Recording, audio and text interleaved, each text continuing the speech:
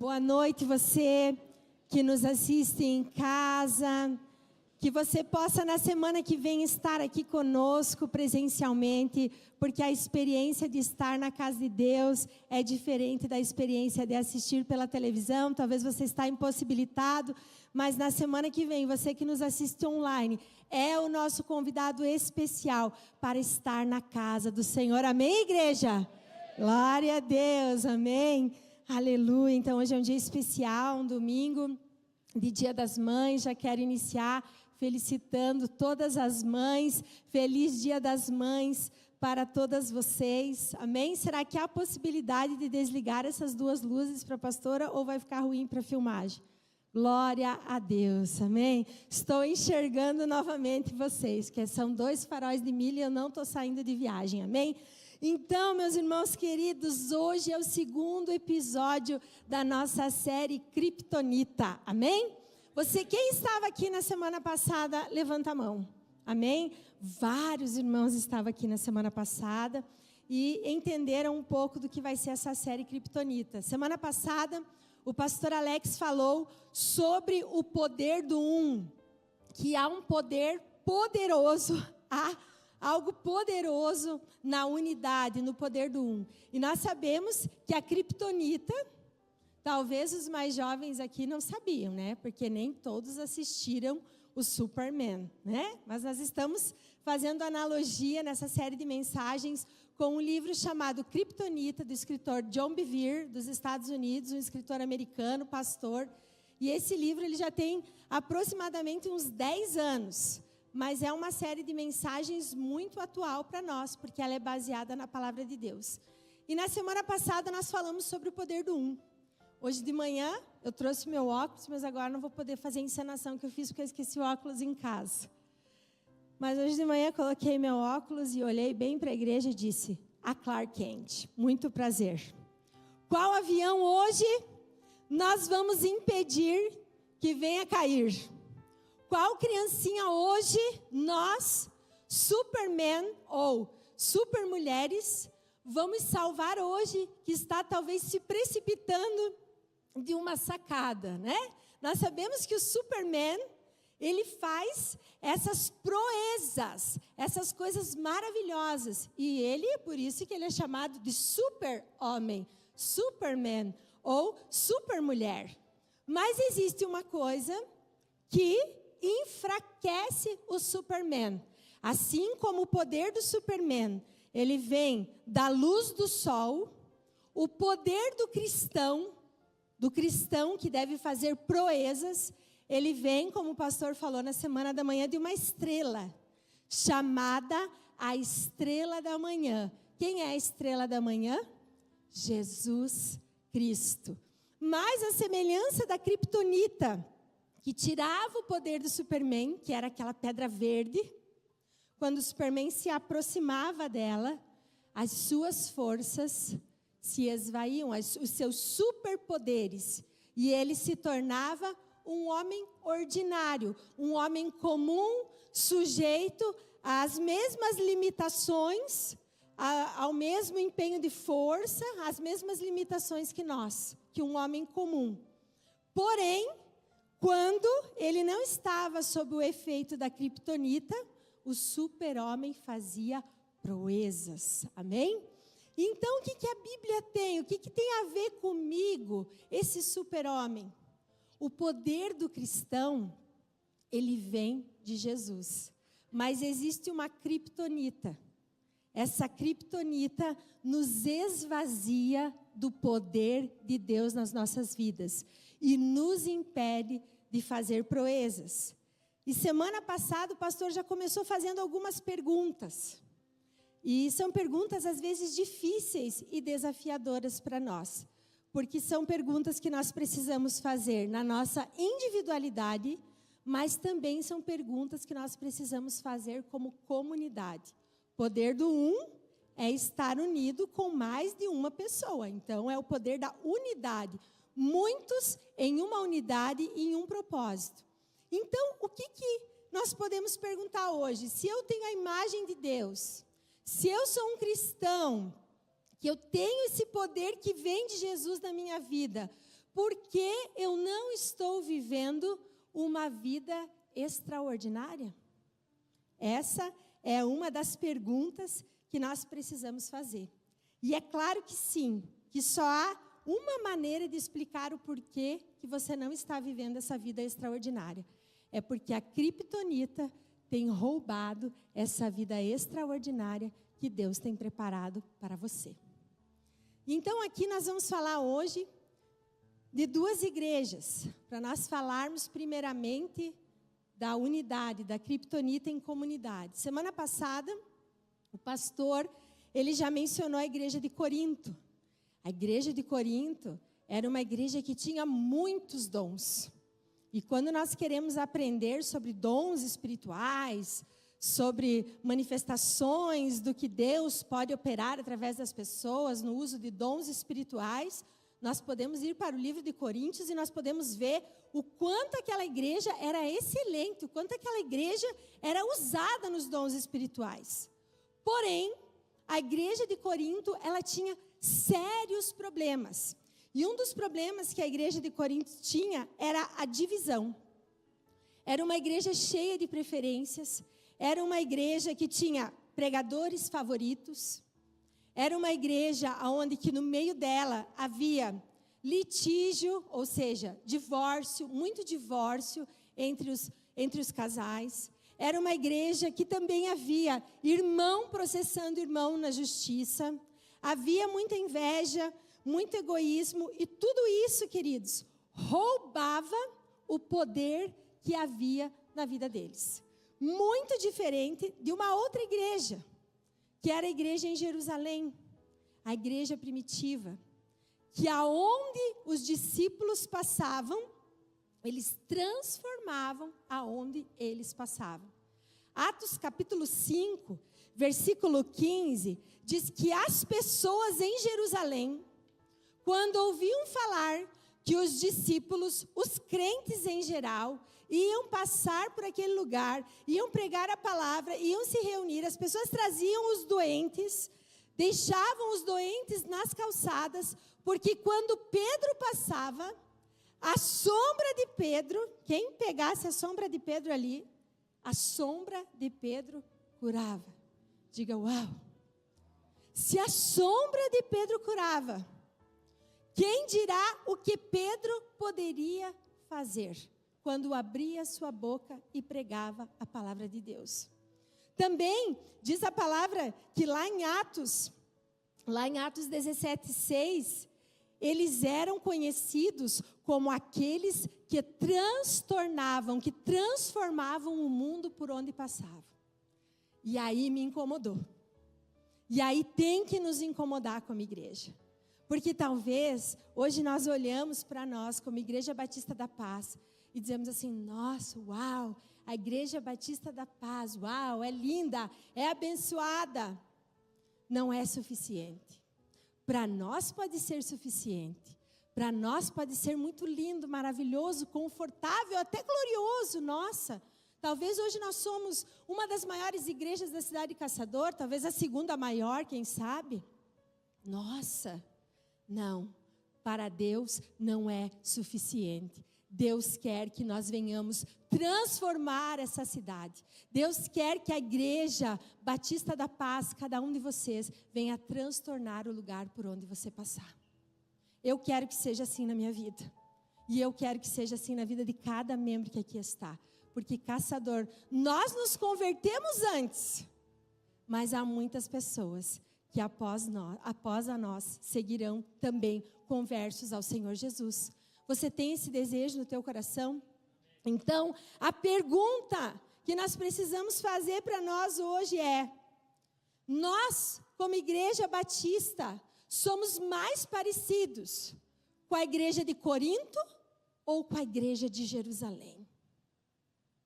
Às vezes nós nos achamos muito bons, sabe? Conversava com uma pessoa e ela dizia para mim, quando eu fui para aquela cidade, uma cidade aqui de Santa Catarina, porque graças a Deus, querido, Santa Catarina está rompendo em algumas cidades, porque nós sabemos que o Sul é um dos locais menos evangelizados do Brasil, então tem rompido isso. Está um romper, mas aqui em Caçador, eu creio que vai ser através de nós. Você pode dizer glória a Deus? Amém, irmãos, vai ser através de nós. E ela disse, eu fui para uma cidade do sul, aqui do nosso estado, e a gente foi comer naquele restaurante, e o pessoal do restaurante falou, vocês vieram para a conferência, né? Vocês vieram para a convenção, né? E ela, sim, como que vocês sabem? Não, porque essa época do ano, a cidade enche, porque a igreja tal faz uma conferência e a cidade muda. A cidade toda fica transformada. Amém? Nós vamos fazer isso aqui em Caçador para a glória de Deus. Amém? Primeira coisa que eu quero que você comece a orar. Senhor, abre o aeroporto de Caçador. Eu estou orando a isso há meses, porque há pessoas que só vão pisar aqui na nossa cidade. Você acha que eles vão vir ali pelo Leblon, naquela buraqueira? Ou eles vão só chegar aqui se o aeroporto abrir? Então, queridos, nós precisamos clamar para que o aeroporto de Caçador venha funcionar, porque isso é uma tranqueira espiritual. E se nós orar, esse aeroporto vai funcionar, por que que não vai? E aí, queridos, nós vamos transtornar essa cidade, transformar essa cidade, nós vamos trazer pessoas relevantes para falarem às pessoas que estão agrioladas nessa cidade. E nós vamos mudar a história da nossa cidade. Então, nós queremos ser como Corinto, ou nós queremos ser como Jerusalém, como a igreja de Jerusalém, que até a sombra curava as pessoas. Queridos, eu quero ser como a igreja de Jerusalém. E eu desejo que a Igreja Batista da Paz, onde eu congrego, apesar de ser pastora, eu congrego nesta igreja. Eu quero que esta igreja seja como a igreja de Jerusalém. Amém? Aleluia! E hoje nós vamos falar um pouco sobre isso, sobre essa criptonita que quer destruir a nossa força como comunidade e quer destruir a nossa força na individualidade. Ah, está passando, glória a Deus, amém, queridos? Por quê? Por causa de um monte de coisa que a gente aceita Jesus e continua fazendo. Porque tem pessoa que aceita Jesus e acha que aceitar Jesus é mudar de religião. E aí dizia lá, por isso há entre vocês muitos fracos e doentes, e muitos os que já até morreram prematuramente. Mas o povo que conhece a Deus, o povo que conhece a Deus não é aquele povo que conhece a Deus de ouvir falar. Mas o povo que conhece a Deus é um povo que tem intimidade com Deus. E olha o que o profeta Daniel fala aqui. Ele diz assim, que o povo que conhece o seu Deus será forte e fará o quê? Proezas. O que o Superman faz? Ele faz proezas. Quem é que consegue segurar um avião? Quem é que consegue curar um enfermo com a sombra? Quem é que consegue libertar as pessoas de um demônio? De uma legião de demônios? É uma pessoa que conhece e busca a Deus na sua intimidade. E é esse tipo de cristão, é esse tipo de igreja que nós queremos ser. Então, a pergunta, nós queremos ser fortes? Sim ou não? Qual que é a chave? Qual é a chave para que nós venhamos ser fortes? E existe uma chave, e essa chave é uma aliança. Que tipo de aliança, pastor? É uma aliança matrimonial, uma aliança de casamento. Então, quando eu tenho uma aliança, e eu quero falar para vocês que talvez a gente, como ser humano, não conheça um amor tão intenso. Claro que o amor de mãe, ele é intenso, ele é muito intenso, mas ele é diferente. Ele é um amor sacrificial, mas esse amor que a gente sentiu um dia pelo nosso cônjuge, que a gente escolheu ele, sabe? Ainda bem que geralmente a gente se apaixona quando é bem jovem, porque o coração fica tão, né, que pode ser até que a gente tivesse um treco, né? Às vezes, quando via, meu Deus, parece que o coração ia sair pela boca, a gente não conseguia nem falar, porque a gente se apaixonou. E Jesus, Deus, Ele fala para nós que Ele quer esse tipo de relacionamento que a gente venha ter com Ele. Um relacionamento de aliança, um relacionamento matrimonial. Lá em Gênesis capítulo 4, diz que Adão, ele conheceu Eva da forma iada. O que é iada no original do grego? É intimamente. Então, lá em Gênesis 4:1 diz assim: Adão teve relações com Eva, e o original era iada, sua mulher, e ela engravidou. Então, Deus, Ele é a pessoa que nos conhece mais intimamente, assim como o nosso marido, lá na nossa casa. Eu sempre falo para o pastor: amor, eu te conheço. Vai fazer 25 anos que a gente é casado o ano que vem. Dele: não, você não me conhece. Eu te conheço mais do que você se conhece, eu falo para ele. E ele não se conforma. Mas é verdade. Por quê? Porque a gente conhece muito a pessoa com quem a gente convive. E Deus, Ele conhece o nosso coração intimamente. Assim como o nosso cônjuge conhece o nosso coração intimamente. Então, o primeiro passo que Deus quer dar em relação a nós é esse passo de intimidade. Então, diga assim comigo: Deus quer ser íntimo de mim. Amém? Mas você precisa permitir essa intimidade. Você precisa permitir fazer essa aliança, porque toda aliança, ela tem que ter aceitação das duas partes, para que venham então se aliançar. E então, essa é a chave para nós sermos fortes, termos uma verdadeira aliança com o Senhor. Desde o Antigo Testamento, e isso eu sempre converso com as mulheres, a mulher aflita, né? Aquela mulher aflita, às vezes tem 17 anos e é aflita, tem 20 anos e está aflita, quer casar, quer um marido. Diga: tenha paciência, irmã. Sabe quem quer ter um marido? Diz desde o Antigo Testamento, em várias passagens, essa é só uma. O Senhor, o Criador, Ele é o seu marido. Ele é o seu marido. Ele falava para Israel: eu sou o seu marido.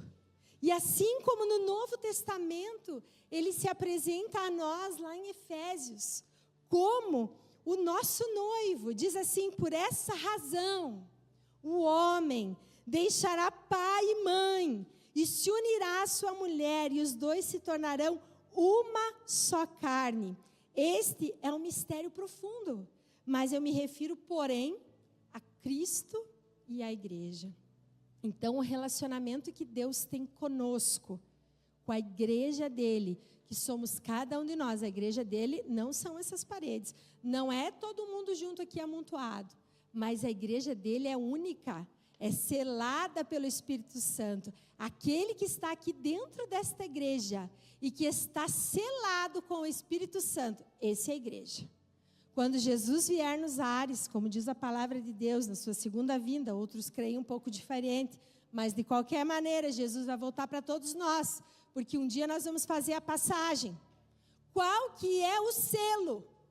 Qual é o selo que está em mim, que diz que eu sou a igreja?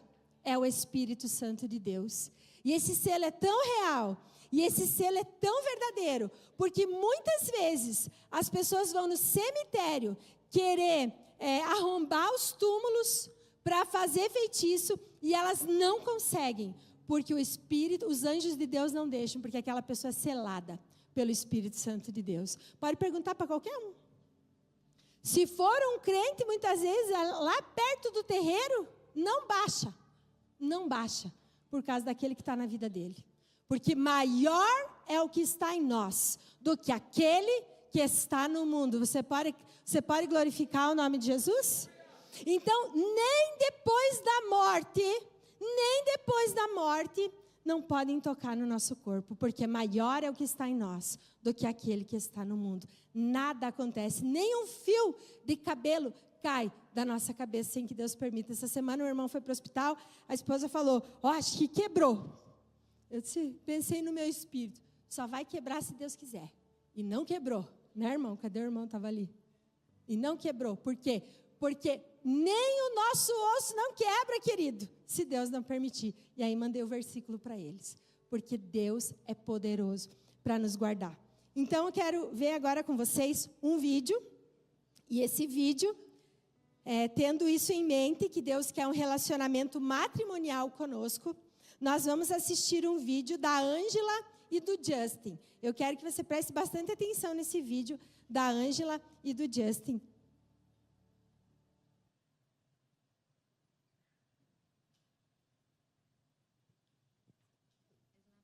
So they taught you how to fold the napkins? Yes. Oh, wow. I actually, believe it or not, I know how to fold the... A luz da frente, eu acho.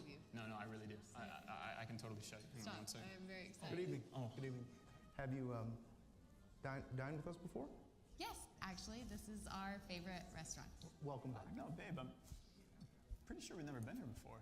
No. That's weird. Really? Yeah, no, we haven't. Oh, hold that thought just 1 second. I'm really sorry. Oh, no problem. Yeah. So what would you like to order this evening? Yes, sir. So, you know what? I think I would like to have that salmon. That sounds absolutely wonderful. That's one of my favorites. Oh, great. Yeah, we'll like that. And for you, ma'am? Oh, I will have the filet mignon and the New York strip and the 8-ounce sirloin, all medium rare, please. Yes, fantastic. That is a great choice. Thank you. I will get those right out to you. Babe, that's kind of a lot of food, isn't it? I'm not just ordering for one, you know.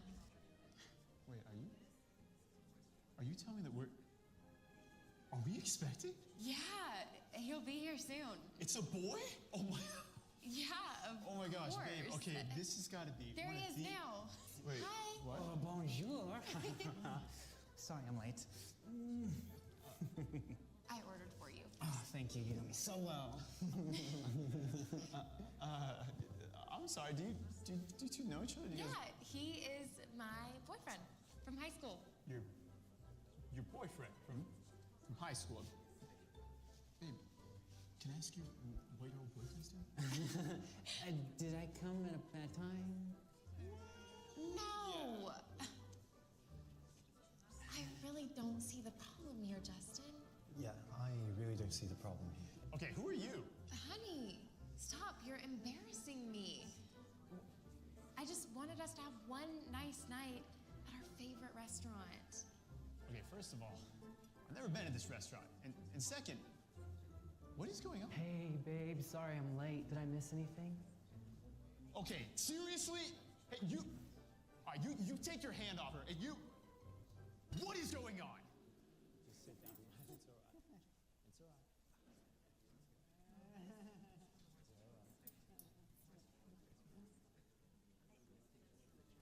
Angela, is this some kind of joke? Are you actually seeing these guys? Justin, I've known these guys longer than I've known you. Wait, what? Are you seriously jealous right now? Jealous? Angela, in case you forgot, we're married. Okay, and we spend the majority of our time together. I love you more than any of my other boyfriends. That's why you'll always be my favorite. Your favorite. Is there anyone else I need to know about? Babe, is there a problem over here? Okay, really, the waiter? No, Dennis, we're All right, fine. seriously, no. Good. Food will be right out. Okay, Angela, all right. These guys need to go, and we need to talk. We're done. I cannot believe this. You are being so selfish. Selfish. Why do you always have to make everything about you? You ruined our favorite restaurant. Excuse me, I'm sorry. Yeah, I've still never been to this restaurant. Bon appetit. Thank you, Dennis. The salmon is delightful. So, did you propose to her here too?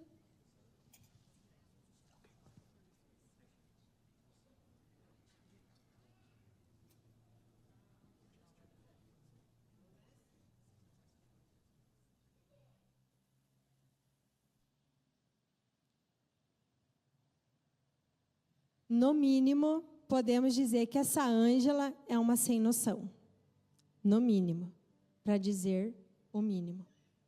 Então, você se casaria com alguém assim? Vou voltar lá para o meu slide. Ótimo, obrigada, Mateus. Você se casaria com alguém assim? Nossa, a Ângela é tão bonita. ela é uma bonequinha, né? Tão simpática, alegre, sorridente. E depois, vocês seriam os favoritos dela. Qual é o problema? A maior parte do tempo, ela vai passar com você.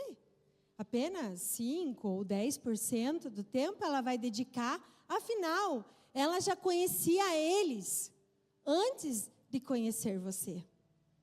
Você se casaria com ela? Será que Jesus se casaria com uma noiva assim? Aonde ele é o favorito. Nossa, eu te amo, Jesus. Você é o meu favorito. E 90% de todo o meu coração, de toda a minha atenção, eu dedico a você. Mas sabe, qual é o problema? Qual é o problema do restante do tempo? Eu ter outros deuses. O que você me diz? Qual é o grande e maior problema de nós não podermos aceitar um relacionamento assim e nem Deus aceitar um relacionamento assim? É porque a lealdade está dividida. Ou você é leal, ou você é desleal. Ou você é fiel, ou você é infiel. Então, no mínimo, nós podemos dizer que essa mulher é uma mulher sem noção. E Deus afirma ao longo da Bíblia que tipo de aliança que Ele oferece ao ser humano é uma aliança de lealdade não dividida.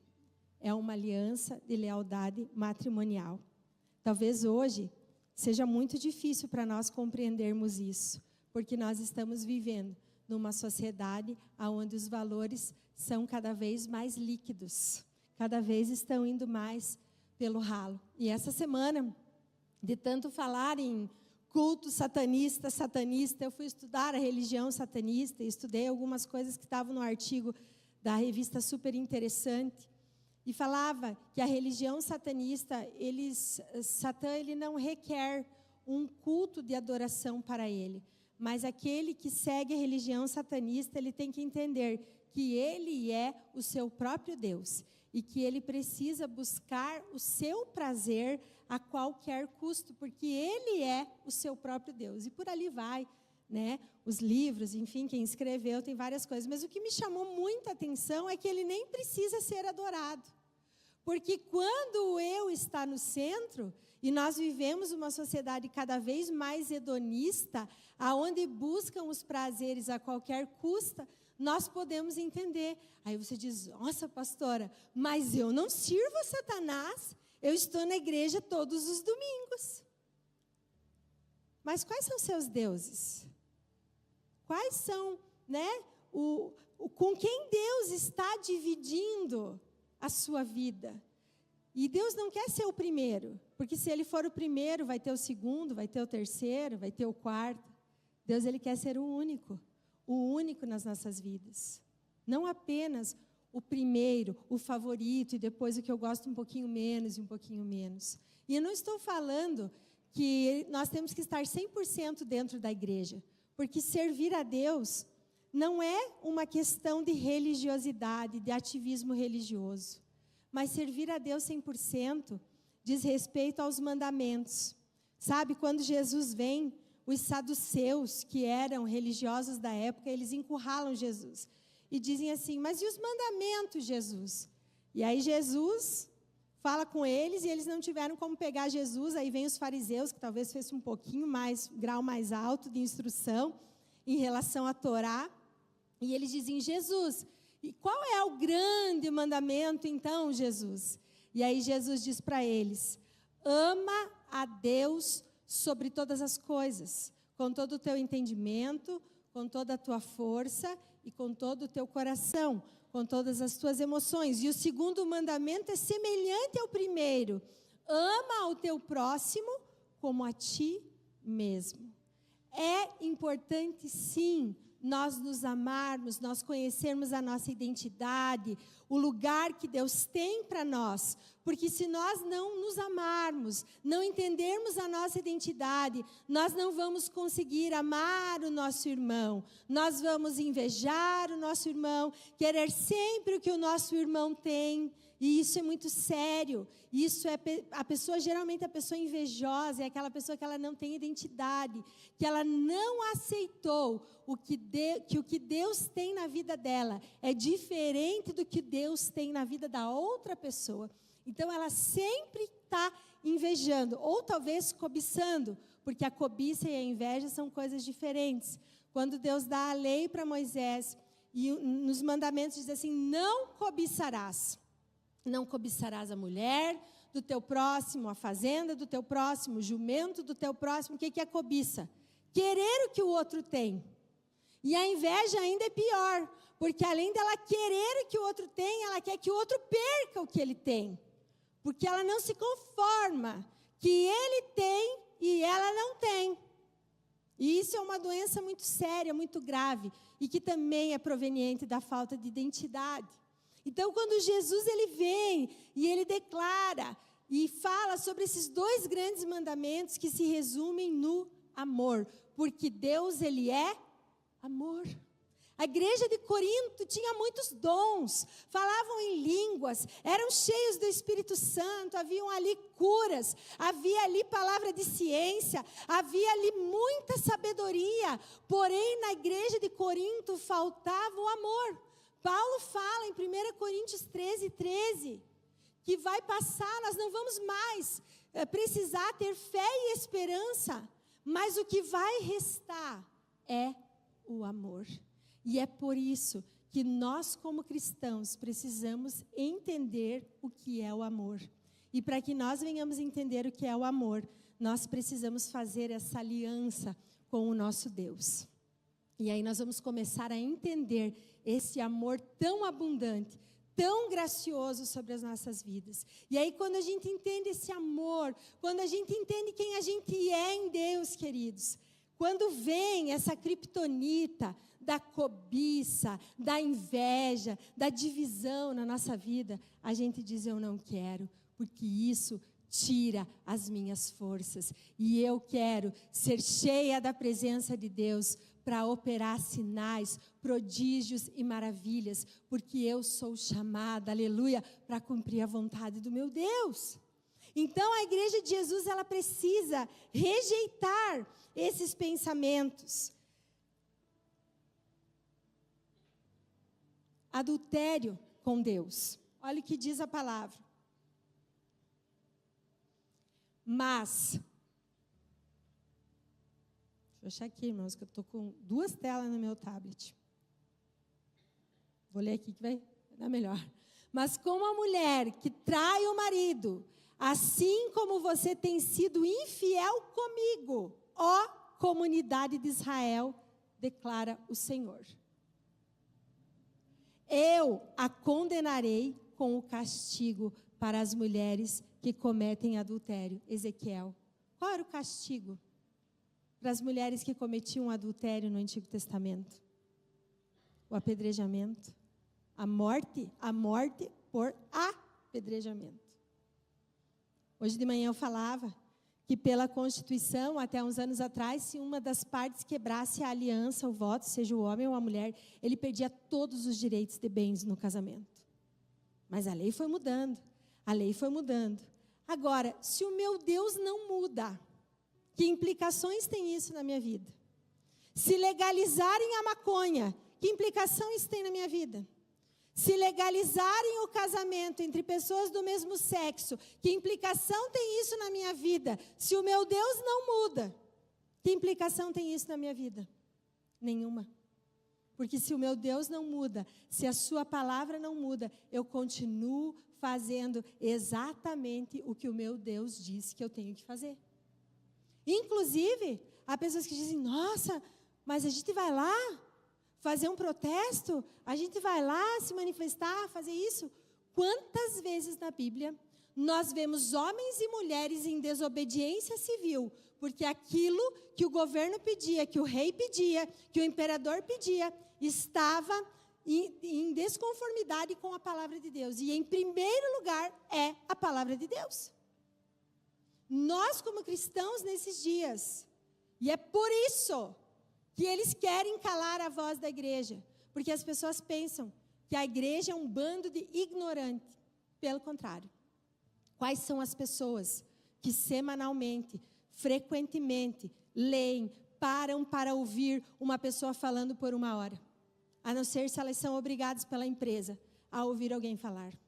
Então, como que é a igreja que é ignorante? Não.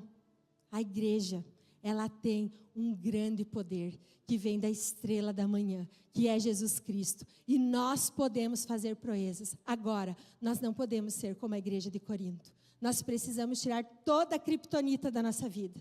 Tudo aquilo que me esvazia do poder e me transforma numa pessoa comum, ou pior ainda, numa pessoa que, além de professar o nome de Deus, ainda faz coisas erradas e horríveis, um mau testemunho para o reino de Deus.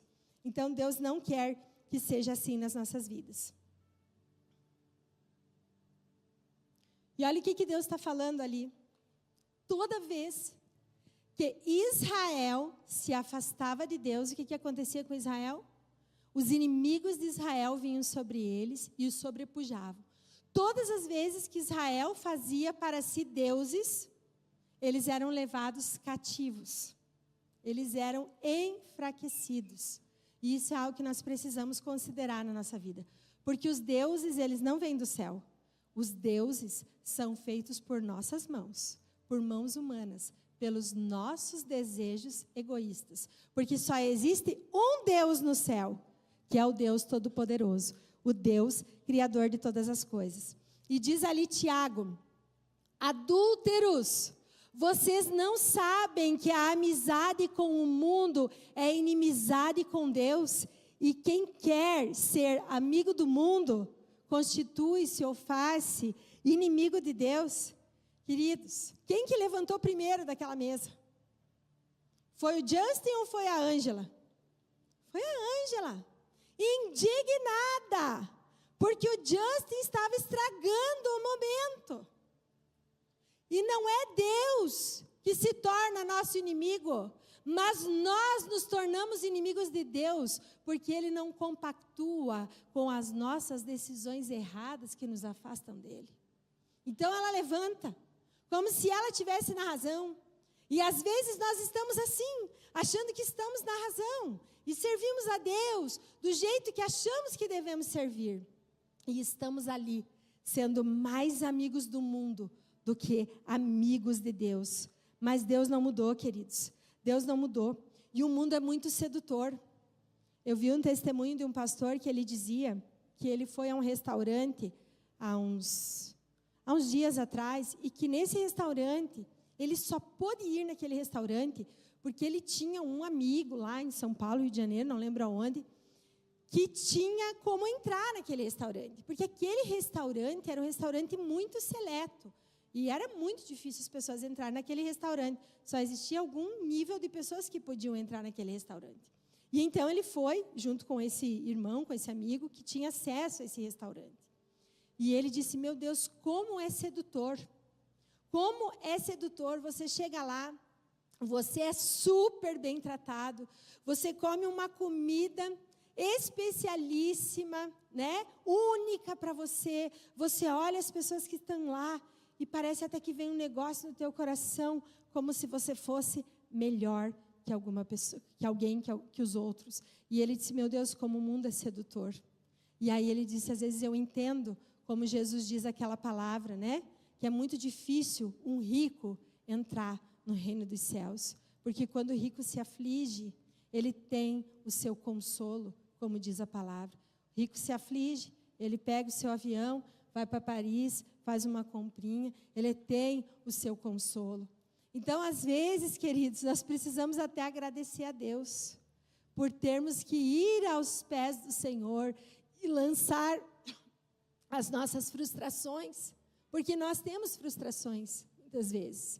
Mas, às vezes, algumas coisas que nós gostaríamos que estivesse lá na nossa mão, são coisas que vão atrapalhar a nossa vida com Deus. Amém? Então, o mundo é muito sedutor. O mundo, ele quer nos colocar em lugares para dizer: agora você chegou. Agora você está aonde você deveria estar. Diga misericórdia. Queridos, a Bíblia diz que toda boa dádiva, o que é dádiva? É presente. Vem do Pai das luzes, em quem não há sombra e nem mudança. Até um sorvete, queridos, que a gente vai comer, a gente tem que agradecer no nosso coração, sabe? Hoje nós vamos para casa, Dia das Mães, a nossa casa está limpinha, cheirosa, você vai deitar lá na tua caminha, naquele teu edredom, nuvem, que a pastora sempre fala dele, eu amo, mas o pastor acha ele muito quente, é raro eu poder dormir com ele, e eu faço anjo nele, assim, quando eu fico sozinha, sabe? Fica passando as pernas, os bracinhos na cama, assim. Você vai curtir a tua casa, você tem que ter um coração agradecido. Olha quantas pessoas que estão lá, quase o estado todo foi destruído. E nós sabemos o que é uma água de chuva aqui, porque nós pegamos várias vezes enchente aqui na igreja. Nós perdemos o altar por diversas vezes. E a última vez o altar era de madeira, todo envernizado, era lindo esse altar aqui de madeira. E a chuva foi tão alta que os bombeiros andavam de barco aqui. Foi no dia 1º de janeiro de 2011. No segundo louvor, começou a chover no primeiro. No segundo louvor, já tinha água para baixo daquele adesivo da porta e já não dava mais para abrir a porta. E a gente teve que tirar as pessoas pela janela do cultinho para elas saírem lá naquela grama do vizinho, lá na ponta. Porque aqui já estava com muita água, muita água. E por diversas vezes nós perdemos todos os berços, todos os móveis do escritório. Se você for no banheiro, você vai dizer, nossa, que estranho esse armário do banheiro, em vez dele ser encostado no chão, ele é uns 60 metros de altura. Tudo para a gente não perder com a água. Então, hoje a gente tem um sistema de comporta aqui, que impede da água chegar, mas esses dias entrou um pouquinho. Então, várias vezes esse córrego encheu e a gente pegou. E estava tudo, era tudo perdido, queridos, tudo. Aquelas madeiras assim, ó, todas atravessadas, tanto que a gente encheu de terra, todo esse altar aqui é cheio de terra, depois, não sei quantos carrinhos de terra aqui, e depois a gente concretou e botou o carpê, porque a gente pegava muita enchente aqui. E ontem eu vi um vídeo de um senhor dizendo, eu vim aqui na minha casa, eu vou levar essa cama, que essa cama é de boa qualidade, uma cama de embuia, eu estava imunda de barro, ele disse, eu vou levar essa cama, esse estrado também é bom. Então, muitas vezes, nós não temos essa gratidão no nosso coração. Porque o mundo nos seduz e mente para nós, dizendo que o que nós temos é insuficiente. Não é bom o suficiente para nós. Que nós, pelo nosso esforço, nós já deveríamos ter muito mais, ser muito melhores, estar em outras mesas. Mas eu quero dizer para você, o mundo é sedutor, mas não há nada bom no mundo. Tudo que é bom vem do Pai das luzes, em quem não há mudança e nem sombra de variação. Então, agradeça a Deus pelas tuas conquistas, pelas coisas que você adquiriu no teu trabalho, que é abençoado por Deus. Agora, que você não deixe o mundo te seduzir, porque hoje as pessoas estão se tornando cada vez mais hedonistas. Cada vez mais hedonistas. Então, olha o que diz.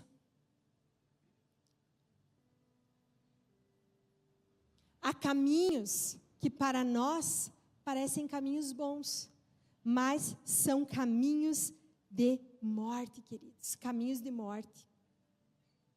Olha o que Paulo diz: receio que ao visitá-los outra vez, o meu Deus me humilhe diante de vocês e eu me lamente por causa de muitos que pecaram anteriormente, e não se arrependeram da impureza, da imoralidade sexual e da libertinagem que praticaram. Muitos de vocês não deixaram seus pecados antigos, não se arrependeram da sua impureza, imoralidade sexual, nem da ânsia pelo prazer sexual. E aqui é bem claro isso.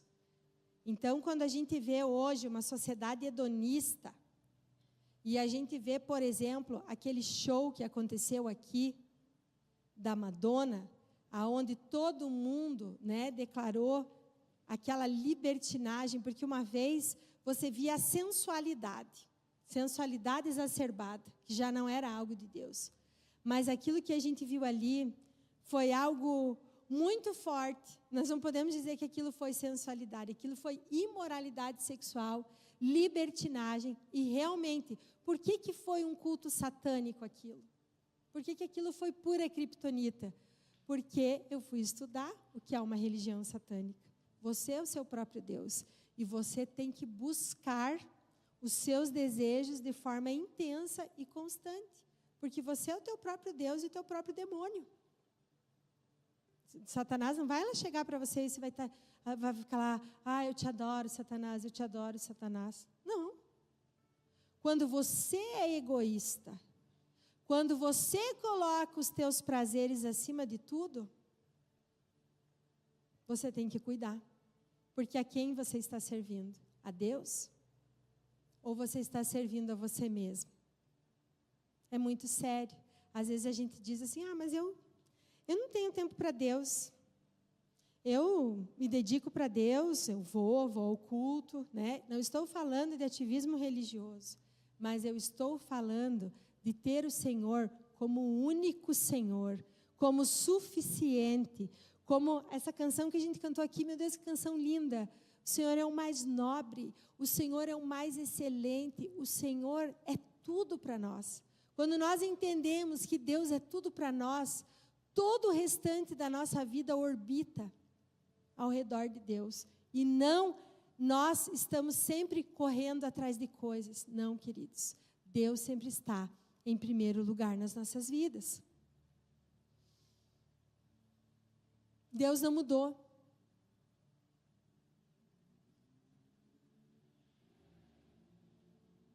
Então, a idolatria, ela é adultério. Por quê? Porque hoje os cristãos, eles não adoram mais os deuses. Quando o povo de Israel saiu do Egito, eles tinham deuses para tudo. Deus Sol, Deus, enfim, o Nilo era um deus, enfim, tinha vários deuses que eles adoravam.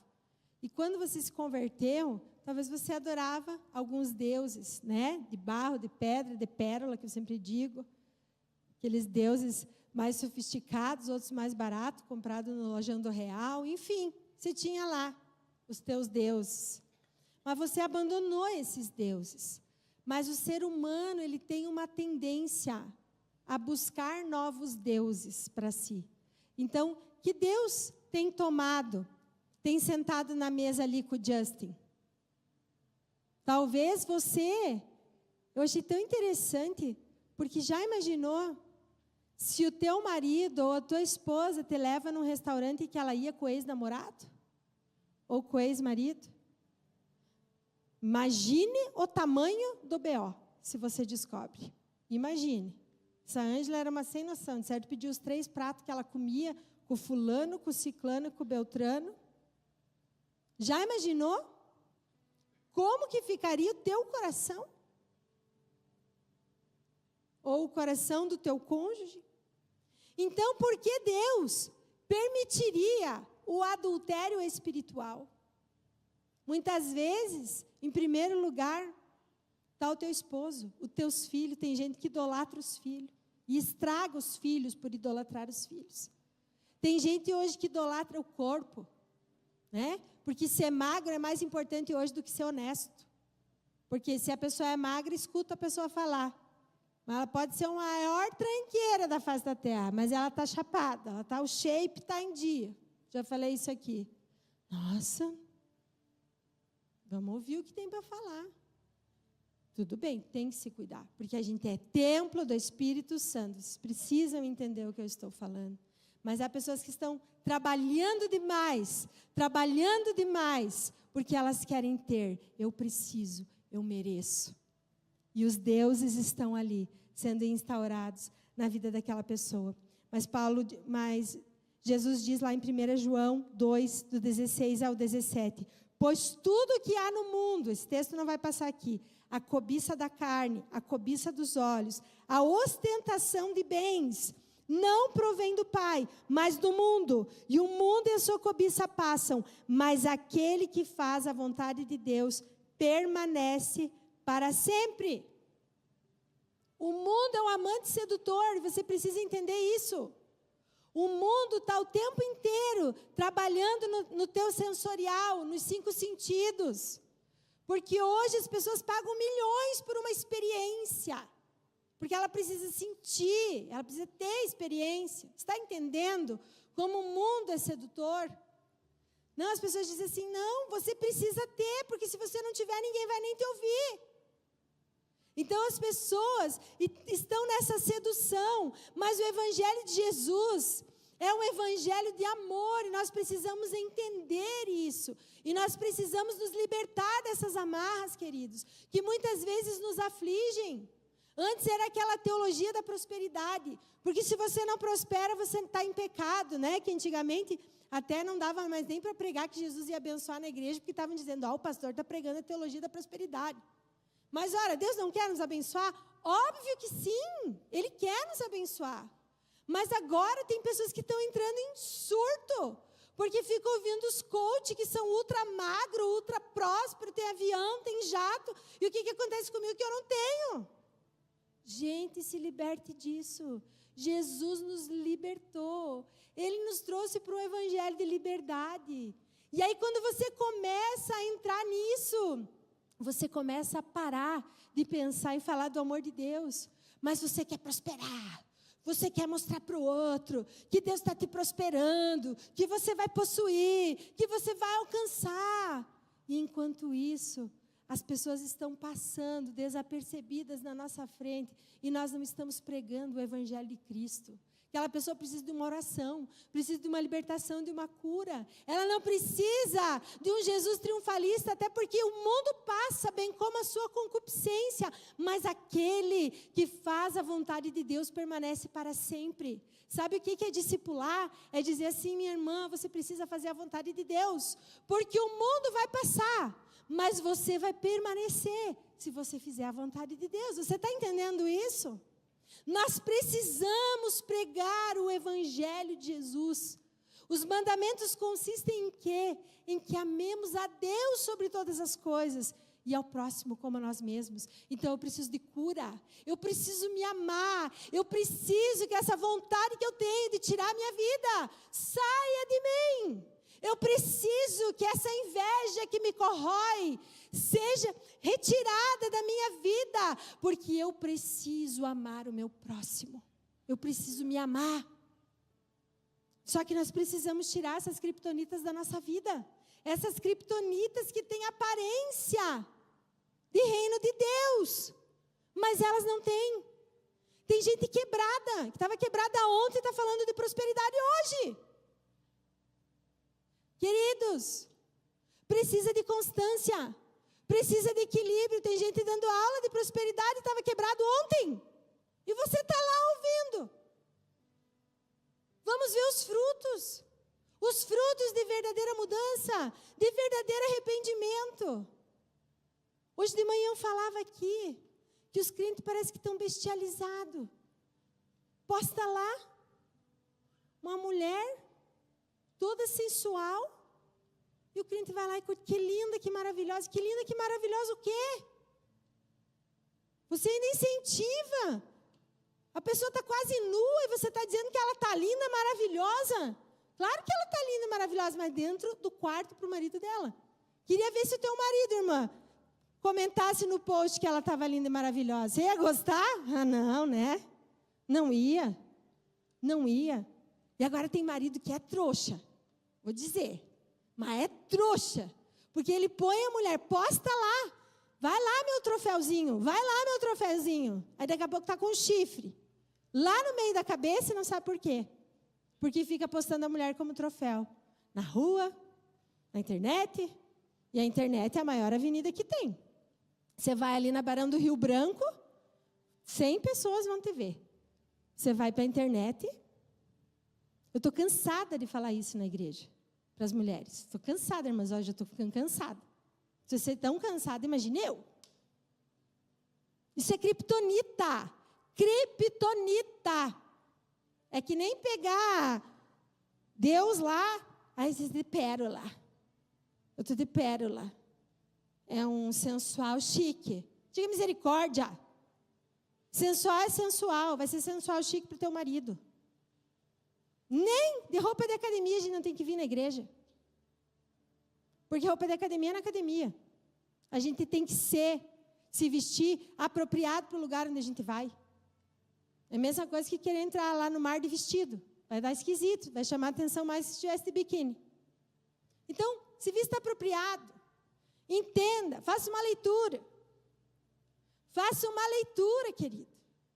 Se você quer ser uma mulher de Deus, cheia do Espírito Santo, a Bíblia diz que ninguém verá a Deus sem santificação. E não adianta se disfarçar. Porque ou é ou não é. Parece até um pregador aí conhecido falando, ou é ou não é. O irmão não conhece, né? Só eu que conheço. Aleluia. Conheço tudo que é pregador, irmão, porque eu estou sempre estudando a palavra. Aleluia. Então, olha lá. A idolatria hoje na igreja, como eu falei, não é altares, mas é rebeldia e arrogância. Ai, que eu odeio essa pastora. Fica só falando o que eu posto na internet. Pode se rebelar. Eu já falei aqui que eu sou crente. Eu não estou aqui para agradar ninguém. Eu não quero ser gente boa. Lembra que eu preguei a última vez? Eu não sou gente boa. Eu sou pastora, eu tenho um chamado. Não estou aqui para ser gente boa. Ela é movida pela cobiça, pelo desejo de ter aquilo que dá prazer. Né? E é engraçado porque temos 2 cultos na igreja. Das 9h30, estou olhando o relógio. Das 9h30 às 18h30. Quando a gente só tinha um culto. Ah, pastor, mas é que eu fiz tal coisa e aí não deu tempo para ir no culto. Mas hoje a gente tem 2 cultos. Então, todo domingo, você precisa estar na casa do Senhor. Porque não é uma corrida de revezamento. Né? Você tem que sempre estar na casa do Senhor.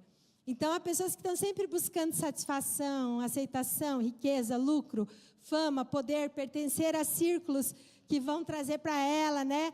Uma satisfação. A origem disso é uma postura tipo, eu preciso ter, né? Eu não abro mão disso.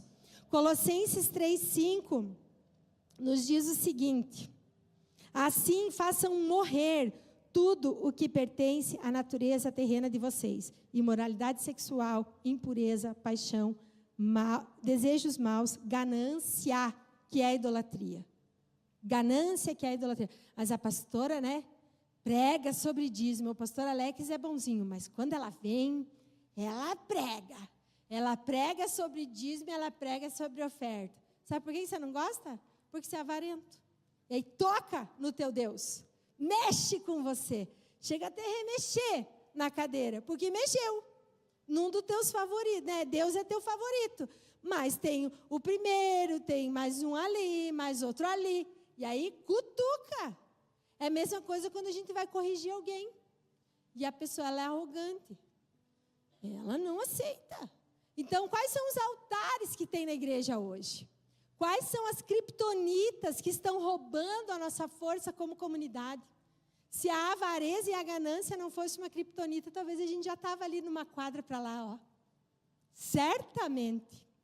Nós já estava quase entrando. Mas em 2026, com ganância, com avareza, não me importa. Mas Deus vai fazer. E nós vamos estar lá. Para a glória de Deus, amém? Glória a Deus, aleluia. Então, essa idolatria, queridos, ela é criptonita. A maior criptonita da nossa vida é aquilo que divide o lugar de Deus na nossa vida, no nosso coração, na nossa mente. E o que nós precisamos fazer, pastor? Para que essa criptonita bata em retirada da minha vida e eu recobre o poder para que eu venha ser um cristão forte. Hoje de manhã eu falava, né? E falei lá no jantar também. As pessoas dizem assim, pastor, eu voltei de encontro. Meu Deus, voltei de encontro, o mundo caiu na minha cabeça. Claro, você foi no encontro, você lutou lá, lutou pela tua vida, batalhou pela tua libertação, pela tua cura.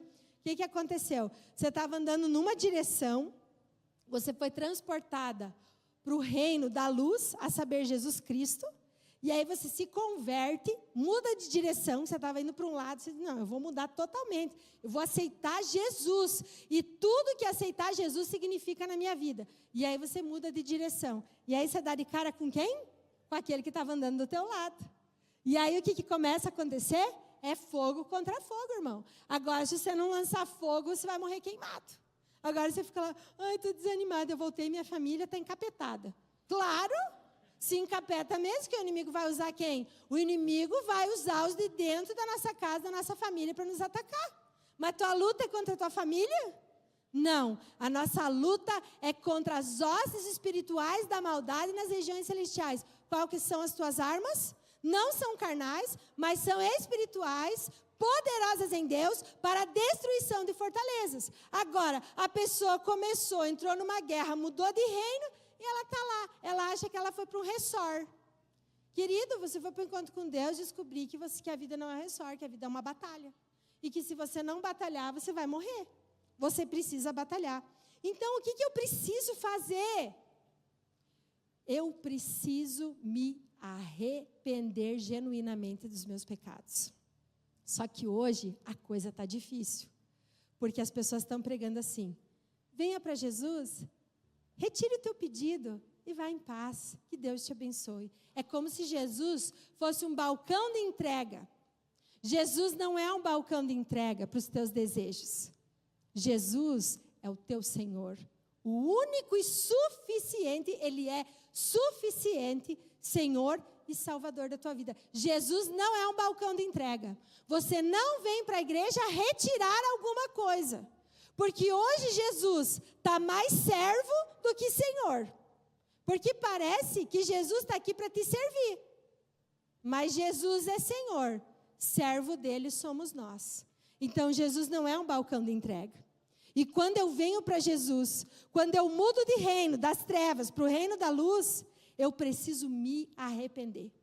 E eu falava para uma pessoa: nossa, nunca vi chorar tanto. Choro de crocodilo. Falei para ela essa semana: choro de crocodilo. Não foi choro de arrependimento, porque choro de arrependimento produz mudança de vida. E tem um monte de gente que vem para a igreja, que vai para o encontro, vai para a reunião de mulheres, chora, se descabela, extravasa. Não muda nada. Não muda nada. Porque é puro choro de crocodilo. Sabe os filhos quando tem barda? E que chora, até vem lágrima. Faz escândalo. É bem assim que muitas vezes a gente é. A gente vem para a presença de Deus, chora, baba, faz um escândalo, ocupa o tempo, o ouvido dos irmãos do líder de conexão. Coitado, tem líder de conexão que é só Jesus, que Jesus te abençoe, você que é líder de conexão. Porque eu sei que às vezes você fica horas lá e a pessoa não quer largar a criptonita. Ela está lá, ó, agarrada. Eu faço assim no meu discipulado. Por isso que minhas discípulas nem me procuram. Porque eu digo assim para elas, se elas me procuram na outra semana, eu digo assim: e daí, você já... Quanto tempo você orou nessa semana em relação àquilo que você me falou na semana passada?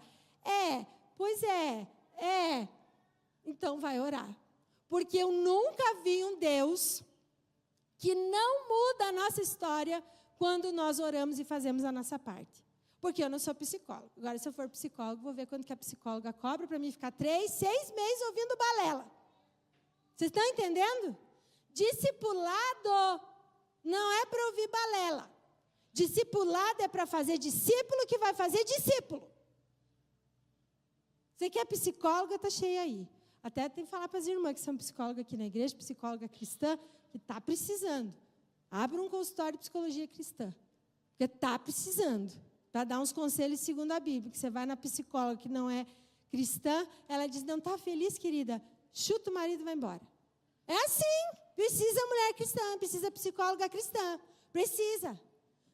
Vai educar os filhos, né? Vai levar os filhos lá. Eu ouvi falar esses dias que tinha uma psicóloga incentivando criança a namorar. Eu disse: pelo amor de Deus, Jesus manda psicóloga cristã. Por que criança não namora? Criança guarda coração. Gente, nós precisamos tanto transtornar esse mundo. Nós precisamos tanto fazer proeza. Deus quer usar você nos teus dons e talentos. Elimine as criptonitas da tua vida. Não importa o teu dom e o teu talento, Deus quer te usar para que você venha fazer proeza. Proezas para o reino de Deus. Então, o que eu preciso fazer, pastora? Não vim aqui na igreja. Está difícil. Se você conhecer a Deus, não só como um balcão de entrega, mas você tiver uma aliança com o teu Deus e conhecer Ele verdadeiramente, a tua vida vai ser diferente. Tenho certeza disso. Não existe fé verdadeira sem arrependimento. Existe fé falsa. Fé falsa. Tem fé falsa, sim. Tem arrependimento falso, sim. Tem muita coisa falsa, sim. E a gente precisa ter uma fé verdadeira que produz genuíno arrependimento. Qual que é a diferença entre a pessoa sem arrependimento?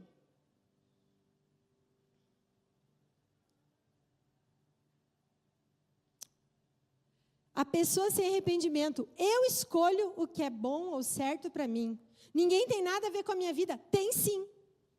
Desculpa te falar, mas tem sim. Sabe quando você vai convidar uma pessoa para a igreja e a pessoa diz assim, claro que isso aí né, desculpa, mas eu não vou lá na tua igreja, porque lá na tua igreja tem o fulano. Você tem responsabilidade, você tem influência, aquilo lá é uma desculpa, porque quem quer Jesus vem na igreja que tal, mas viu o pecador, porque Jesus veio para os doentes e não veio para os sãos. Então a gente sabe. Mas você faz parte de uma comunidade. Então você precisa cuidar, a tua influência é o poder do um. Eu sempre digo, quem está no banco, beleza, está no banco. Mas quem está no altar é outra coisa. É outra coisa, porque ele está na linha de frente aqui. Então a influência dele é diferente.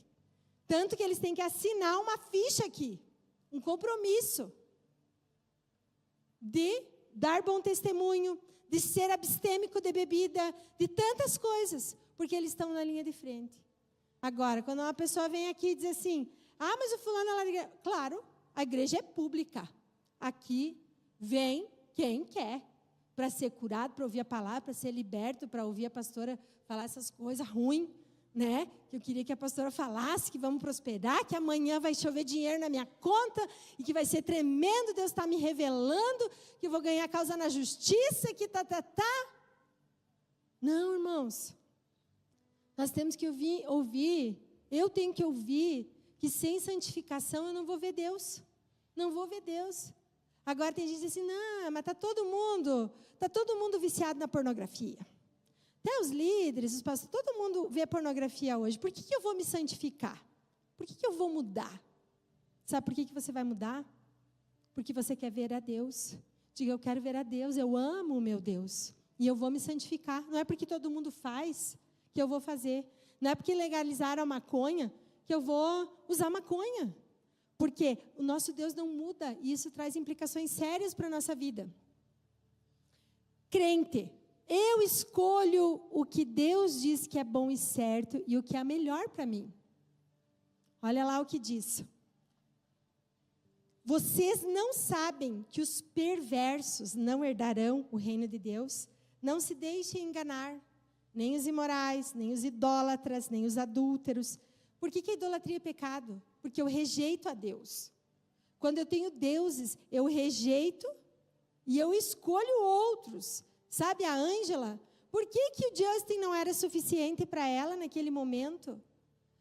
Naquele momento em que ela convida outras pessoas para fazer parte da intimidade da vida dela, ela está rejeitando o Justin.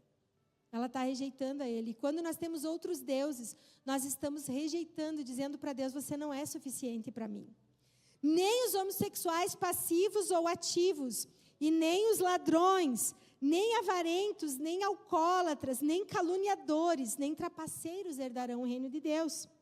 Lucas 13 diz assim, esforcem-se para entrar... Vou deixar soltinho mesmo agora. Esforcem-se para entrar pela porta estreita, porque eu lhes digo que muitos tentarão entrar, muitos, e não conseguirão. Quando o dono da casa se levantar e fechar a porta, vocês ficarão do lado de fora batendo. Olha o que diz o texto, batendo e pedindo, abre-nos a porta. E então a continuação do texto diz assim, ele, porém, responderá, olha o que ele responderá, não os conheço e nem sei quem vocês são. Então vocês dirão, nós comemos e bebemos contigo, ensinaste em nossas ruas, Mas ele responderá: eu não os conheço, nem sei de onde vocês são. Afastem todos de mim os que praticam o mal, a iniquidade. Se coloque de pé nesse momento. Olha que séria essa palavra. Deus não nos conhece. Deus vai dizer: eu não conheço você. Lembre bem disso. Que quem se indignou por aquele estilo de vida, por aquela decisão, quem se levantou primeiro daquela mesa não foi o Justin, foi a Ângela. A Ângela disse para ele: você estragou esse momento. Você estragou esse momento. E eu quero dizer para você que Deus não é estraga prazeres, pelo contrário. Sabe, na nossa juventude, uma das coisas que o pastor sempre dá o testemunho, que ele entregou a vida dele para Jesus, e aí um amigo dele, ele foi dar uma volta de carro com o amigo dele, e o amigo dele disse assim: mas agora, sabe, eu quero te contar uma coisa, agora você não vai mais poder fazer sexo com as meninas, você não vai mais poder bulinar nas menininhas. E aquilo veio como uma facada nele. Por quê? Porque é comum os jovens fazerem sexo fora do casamento. É muito comum. Mas Deus não é um estraga-prazeres. Deus sabe que eu não posso casar por paixão romântica, envolvido por desejos sexuais que vão passar, e o que vai permanecer é o relacionamento de amor. Então, quando Deus pede uma coisa dessas para um jovem, não é porque Deus é um estraga-prazeres, mas é porque Deus é um pai amoroso. Então, eu quero dizer para você que essa criptonita que está na tua vida, não sei qual é a criptonita, se é a inveja, se é a pornografia, se é o desejo de ter muito mais do que você já tem, eu não sei que Deus é esse que está dividindo o lugar do único Deus no teu coração. Mas nesta noite, Deus, Ele quer que você venha se arrepender e deixar aos pés dEle toda a idolatria, que é adultério espiritual. Feche os teus olhos nesta noite. Senhor amado, nós nos reunimos aqui, Pai, com esta série de mensagens, Pai. Com esta série de mensagens, e a verdade é que não existe, não pode existir, Senhor, uma fé verdadeira em Jesus Cristo sem o genuíno arrependimento, Senhor. E nesta noite nós queremos começar a clamar por um genuíno arrependimento nas nossas vidas, Pai. Deus, Tu és o único, suficiente Senhor e Salvador das nossas vidas. O Senhor tem coisas lindas para que nós venhamos viver, Pai. Mas a criptonita do pecado, Senhor. E o pecado, ele é ruim. O mundo é sedutor. Mas quando nós pecamos, nós escolhemos pecar, Senhor. Nós somos esvaziados da Tua presença. Nós entristecemos o Teu Espírito Santo. E não é o Teu Espírito muitas vezes que se afasta, mas nós nos afastamos. Nós não oramos mais. Nós não lemos mais a Tua palavra. Nós não buscamos mais a Tua presença em oração, Pai. Porque nos tornamos Teus inimigos, Pai. Porque somos amantes do mundo, Pai. E tudo que há no mundo, a concupiscência dos olhos, a soberba da vida, Senhor, ela não é do Pai, mas ela é do mundo. E toda concupiscência, toda soberba, tudo que é do mundo vai ficar, mas vai permanecer aquele que faz a vontade do Pai. Nesta noite, queridos, você precisa reconhecer diante de Deus que você está talvez fraco e doente espiritualmente, que você não tem mais desejo pelas coisas de Deus. Isso é um sintoma de fraqueza e doença espiritual. Muitas vezes você já não tem mais desejo de fechar a porta do teu quarto e orar em secreto a Deus. E o teu Pai, que em secreto ouve ver a tua oração, Ele te recompensará. Talvez você está vivendo uma vida pobre, uma vida sem ver o agir de Deus na tua vida, no teu dia a dia, mas é porque está faltando intimidade conjugal com o teu noivo. Sabe, hoje pela manhã o Senhor me deu uma visão linda aqui, de uma noiva vestida de branco entrando. E quando, queridos, nós tomamos a decisão de casar, quando uma mulher toma uma decisão de casar, e ela entra na igreja, ela está dizendo que todos aqueles namorados, que todos aqueles homens antes dela, que todos aqueles relacionamentos, eles ficaram para trás, mas que agora ela é exclusiva do seu marido. Então quando ela entra naquele tapete vermelho, orianda labachurianda lamanai, e aquele tapete vermelho é o sangue de Cristo. Aquele tapete vermelho é tão nobre, aquele tapete vermelho é tão excelente, porque ele é a nossa redenção, que foi conquistada na cruz do Calvário. E só por causa daquele tapete vermelho é que aquele vestido branco é tão nobre, é tão significativo, porque somente aquele sangue permite que venhamos estar com as vestes brancas diante da presença do nosso noivo. Aleluia.